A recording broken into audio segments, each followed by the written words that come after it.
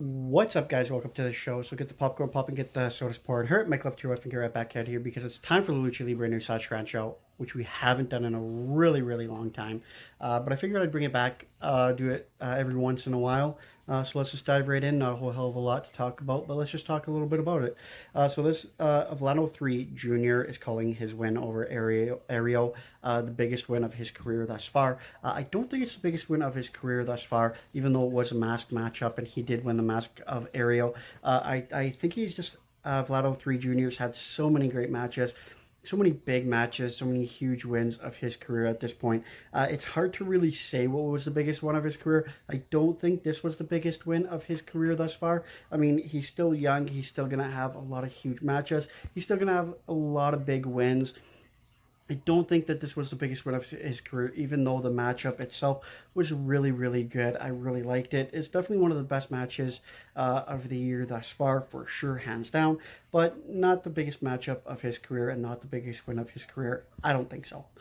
Also, Valente is doing good after he suffered a shoulder injury after doing a suicide dive out of the ring that caused him to lose consciousness. He hit the guardrail, which is pretty much what happened to La Parca. He cost him his life, unfortunately. But Valente is doing well. This happened during a CML matchup. He hurt his shoulders, but he was released just a few days later from hospital. And he's doing much better. He's going to be back at the CML within the next 2 weeks. Also, in a recent interview, Vampiro has stated that Lucha Underground is 100% over. With over 90% of luchadors and people involved backstage for the show are now working full-time for AEW, and the other 10% is now working for WWE. That includes the writers and a lot of the backstage crew.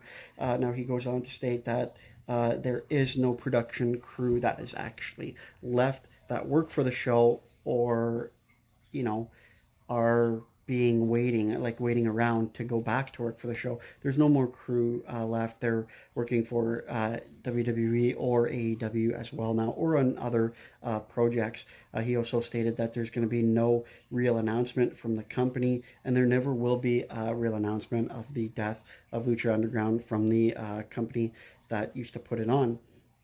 I'm not like I knew that Lucha Underground was dead and gone. I knew it was dead and gone for quite some time now, so I'm definitely not surprised that Vampiro actually finally came out and just said, yeah, it's gone for sure. I've been making videos on this for a while now, saying that it's dead and it's gone. It's been like, what, almost 2 years really since we've seen 2018, since we've seen the last season of Lucha Underground, and the guys just went on to other things. Like you said, 90% of them went on to work with AEW. 10% of them are currently in WWE, either on the main roster or NXT, or working in their performance center.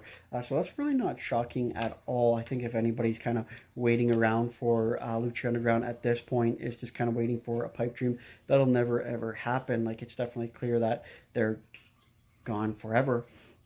I will miss them, of course. Obviously, they had put on some of the greatest matches. I think that you really will ever see. Some of the greatest matches that I could think of are Grave Consequences, Puma King versus Mil Mortez. I mean, so many great matches like that they put on that they'll definitely be missed for. And they did such a great angle when they did the Lucha Libre versus wrestling angle. I thought that was so great as well. But anyway, guys, that's the vid for today. Don't forget to like, comment, subscribe, you know much, and we'll check you in the next video.